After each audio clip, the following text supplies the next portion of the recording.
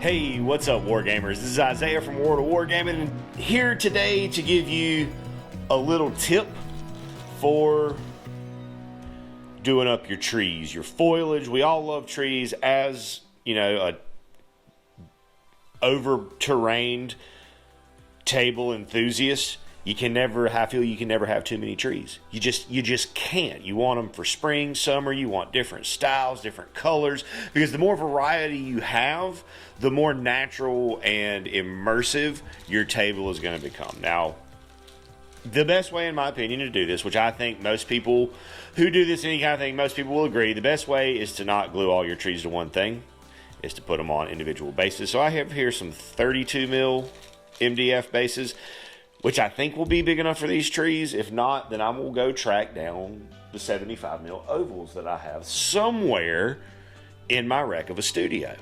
Now, gluing these things down is not, rocket science. Everybody, whatever. It's pretty straightforward. You cut this thing off with your side cutters, clean it up a little bit with your hobby knife. And now, as far as attaching, there are a few options. Some people like super glue. I'm a fan of hot glue when it comes to this. Now, with the hot glue, and this is the part that I really want to show y'all today. With that hot glue gun, move this over here. Let me get a glue stick. And this is not anything fancy. This is, like a $6 glue gun from the Hobby Lobby. So obviously we want to get some glue on there. Oh no, I stuck it to myself. Let go. We want to get a good blob. Good blob going. We'll stick our tree down. But then we also, and here's the good part, is if we take this glue and just run from the tree out to the edges and then let it dry, and we're going to put some texture paint over it, it'll give us some pretty sweet looking, it'll end up looking like roots under the dirt, which is, I think, awesome, again, for immersion's sake, but also for the sake of it means you don't have to be careful when you put the glue on stuff. Just slop it on, let it run. We'll let this dry. It doesn't look like much now, but we'll let it dry, and once it dries, it'll have a very, very nice rootish look to it. I'm going to just kind of let this dry, and then I'm going to slap it up with some texture paint. If you are still buying your own texture paint, then maybe take a look at the link right here in the corner to take a look at how to make your own texture paint for a fraction of the price.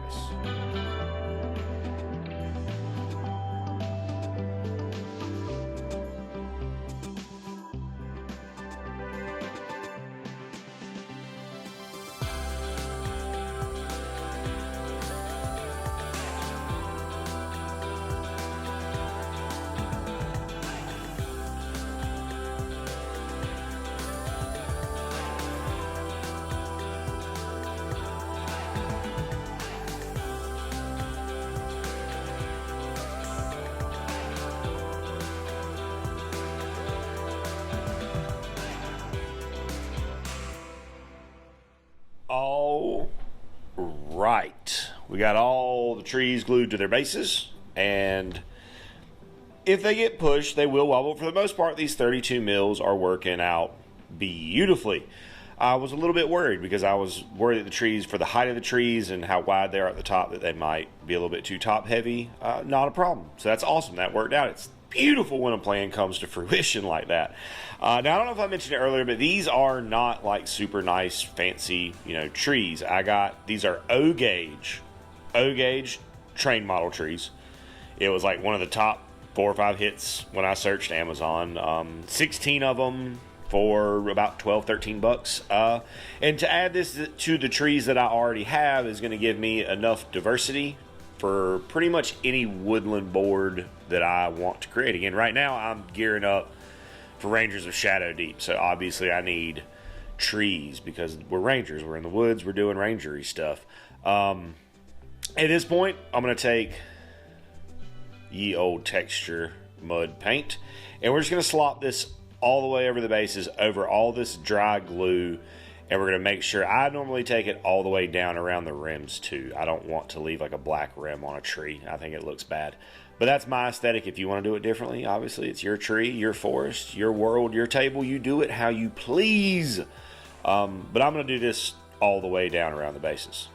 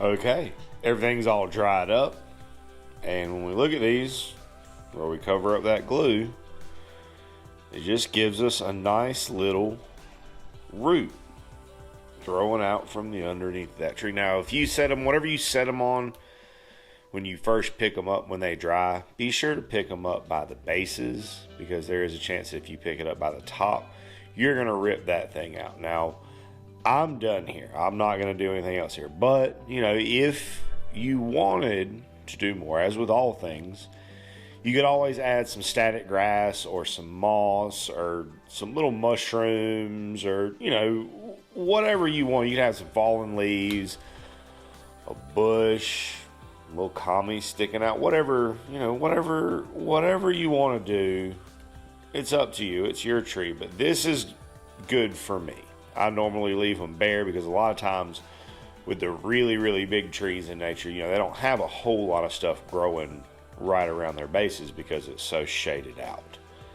But yeah, just quick, you know, easy little tip to make trees and make these things look, make these bases on these that we attach them to look a little bit more better. That's not how we speak. Look a little bit better than just gluing it down and then everything's flat, because that's not normally how the ground looks right at the base of a big tree, which compared to, you know, one of our models, this is a pretty large, substantial tree. But hope this is helpful to you in some way. Hope you can take it and translate it into your hobby time. Thanks for stopping by. I hope you have a great rest of your day. And as always, may the dice be ever in your favor. And that does it for today. Thank you so much for stopping by World of Wargaming, choosing to spend a little piece of your day with me. Thank you so incredibly much to our patrons who are out there on Patreon supporting the channel, helping to buy new models, helping to buy new paint, helping to keep everything rolling. If you would like to help support the channel, please check out that link right there on the screen. We would love to have you in our Patreon family. If you haven't hit the like, subscribe, notification buttons, hit those for me. They do a huge amount. They go a long ways to helping out the channel. I hope all of you have an amazing rest of your day. We'll see you next time. And until I see you next time, I hope that the dice are ever in your favor.